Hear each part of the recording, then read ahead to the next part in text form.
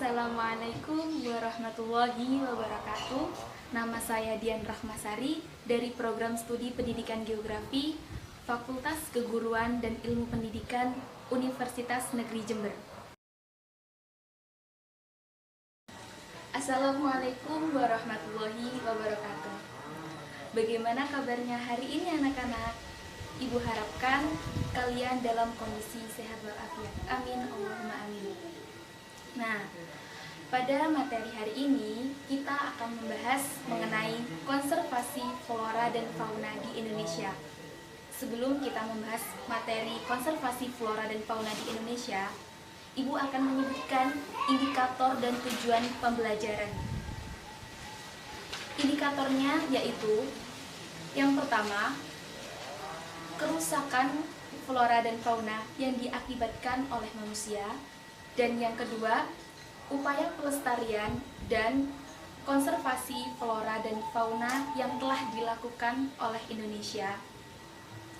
Adapun tujuan pembelajarannya yaitu yang pertama, siswa dan siswi diharapkan dapat menyebutkan contoh-contoh kerusakan flora dan fauna yang diakibatkan oleh manusia.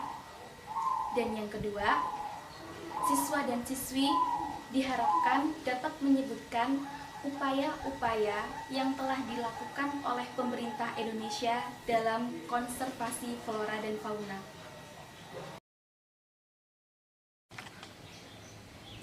Perlu diketahui, Indonesia dikenal dengan negara yang memiliki sejuta keanekaragaman genetik, baik itu flora maupun fauna. Namun saat ini, populasi flora dan fauna semakin berkurang. Mengapa demikian? Karena aktivitas manusia yang tidak bertanggung jawab. Contohnya, yang pertama pemukiman, yang kedua penebangan pohon secara liar, yang ketiga pembangunan industri, dan yang keempat alih fungsi lahan. Yang pertama, pemukiman. Saat ini di Indonesia tingkat fertilitas semakin meningkat, yang secara otomatis tempat tinggal menjadi faktor utama untuk dibutuhkan. Akibatnya, pemukiman semakin banyak ditemukan.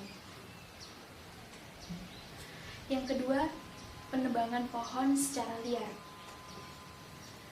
Dapat kita ketahui di berita televisi saat ini, marak sekali penebangan pohon secara liar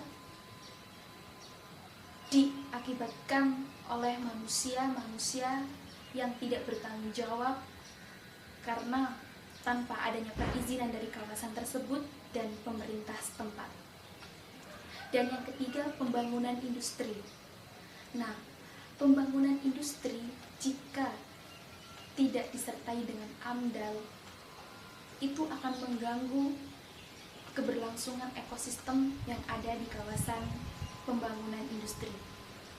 Dan yang terakhir, alih fungsi lahan.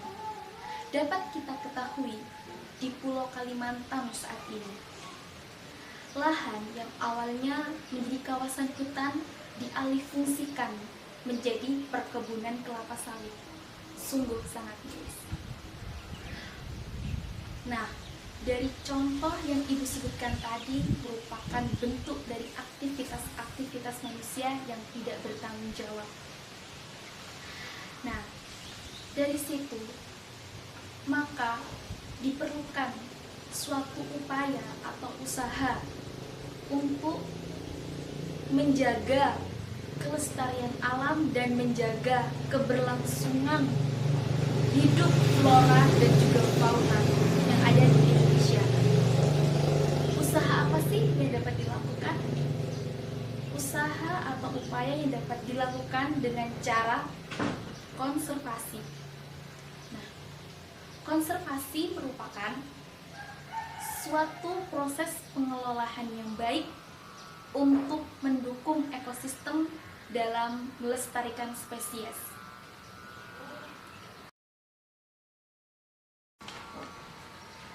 Nah, pemerintah telah menetapkan kawasan-kawasan konservasi dalam Undang-Undang Nomor 41 Tahun 1999 tentang Kehutanan dan Peraturan Pemerintah dalam Undang-Undang Nomor 34 Tahun 2002 tentang Tata Hutan dan Penyusunan Rencana Pengelolaan Hutan.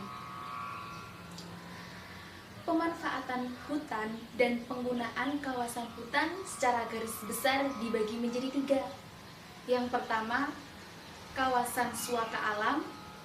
Yang kedua, kawasan pelestarian alam. Dan yang ketiga, kawasan taman biru. Mari kita bahas lebih lanjut lagi. Selesai.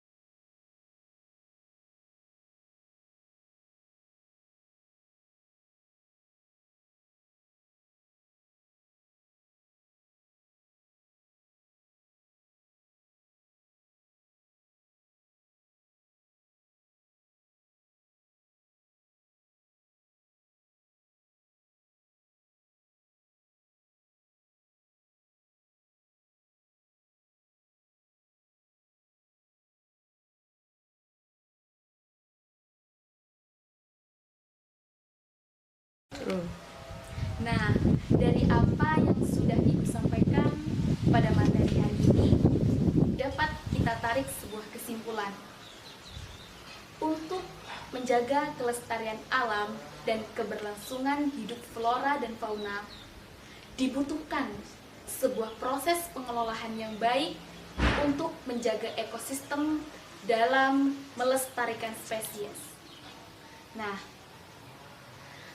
terima kasih atas perhatian kalian semua pada materi hari ini.